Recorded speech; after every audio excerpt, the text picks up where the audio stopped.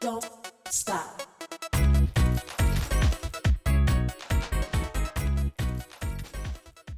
Hello and welcome to Grace and Lottie's. Today we're going to be in Summer Nights, which is kind of funny because it is February, and where I am, that means it is winter. So I guess you're Australian viewers out there, it is summer for you, so it will feel appropriate. But for us, it's a little funny here because it is cold and wintry.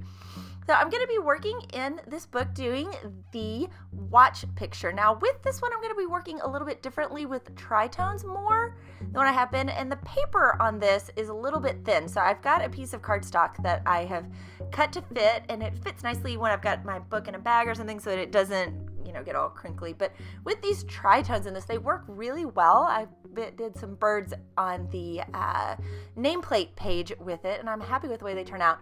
In the first video here, we're not going to use a whole lot of the tritones. They're going to be more in the flowers. I wanted to get the watch laid in first. I'm going to be doing the gold and silver details in that especially, and that's using my Progresso that I'm getting started with right here, number 40.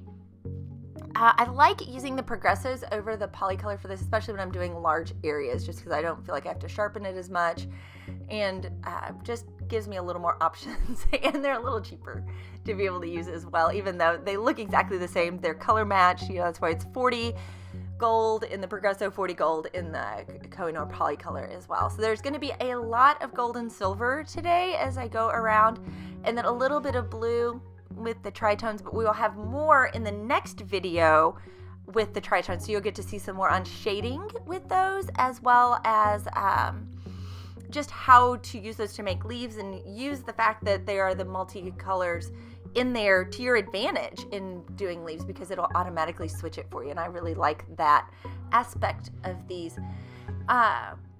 Today also, this is going to be laying in a lot of color. It's not going to be a whole lot of shadowing and highlighting, so know that it's just one shade. I'm going to go in a little bit later on the watch and just add the teeniest bit, but for right now it's just solid color on this, allowing those to kind of pop, and this will make it pop out against the flowers when we move to the flowers later.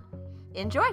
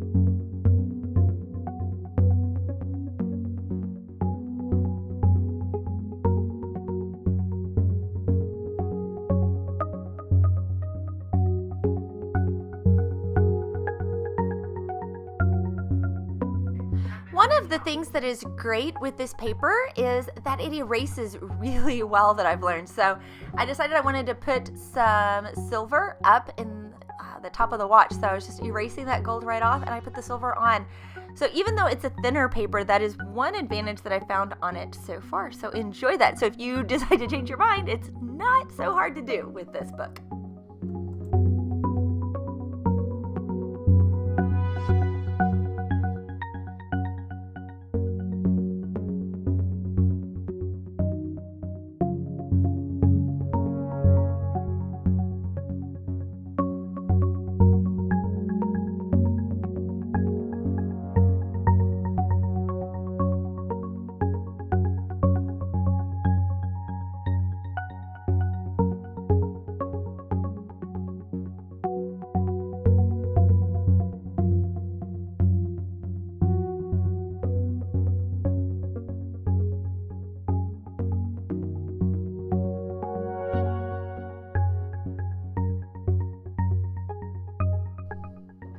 So now that I'm going in with the tritone on this, I wanted to give you guys a couple of notes about using them.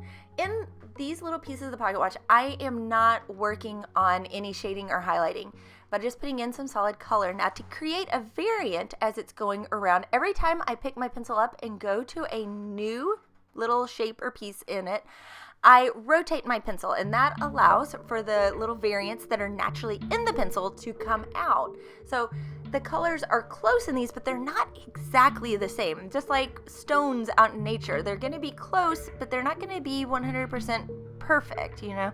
They may look kind of similar, but yeah, you'll see those little bit of variations in it. So I'm taking advantage of that with this pencil, and just know it's very simple and easy to do. Rather than having to use a bunch of different pencils to create this effect, I have one pencil in my hand. Now once I lay in these colors to really make them pop, and this is the reason why the tritones come with a blender pencil, is that you hit it with this blender. You just go in and you blend it together, and it will go, you know, all your little white specks come out, and the color goes very vibrant. You'll see this more so when we come to our yellows later in this piece, about just all the different shades that you don't even realize are there when you go in with the blender, just all of a sudden pop out and become incredibly vivid. But that's one of the things I like about these pencils. I do really enjoy using them, so I hope that you enjoy them as well.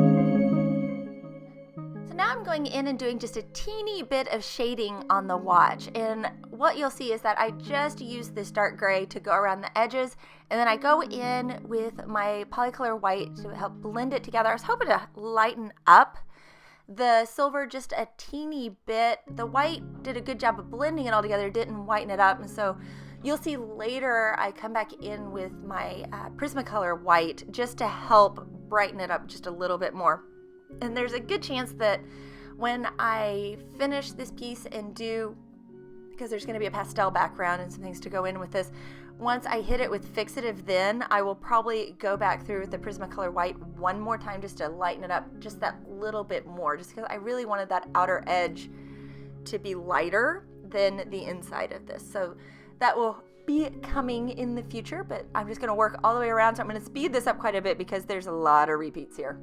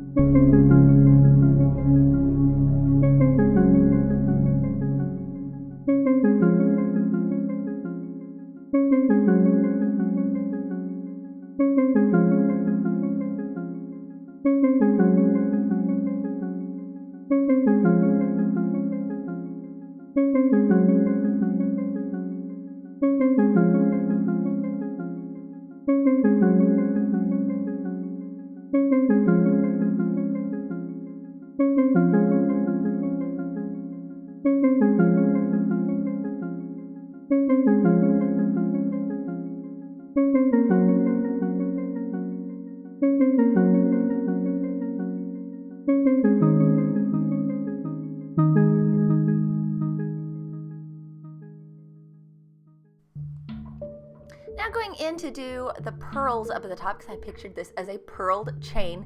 One thing that is helpful when you're getting ready to do pearls or some round stones like this is to find some pictures and look at them so you can kind of see how the shadow sits. For the way I've got the light source, because I'm doing a straight on light source with this one, it pretty much hits that you're going to make a U shape that comes around to be a darker shade in this. I end up using 2 colors to get the exact one I wanted here. One's a little more brown, one's a little more green to give that creamy shade to it, and I'll even hit it with the cream after I use the ivory here in a minute, because I'll use my Polychromos ivory on this because it is like the only perfect ivory out there. So if you don't have that one in your toolkit, I recommend getting that one. But just doing this little bit of shading, and I'm going so super light with my pencil on this. It is not a heavy shade. And when I am finished in the final steps of this, I will go back and hit each one of the little highlights with my white gel pen to just really show where that light source is with this too on each one of these. But that's a final stage that is way down the thing. It may be a video or 2 before we get there. I don't know how many videos this one's going to take right now as we're getting started. I think it'll just be the end of next video, but we'll have to see how long all of this takes.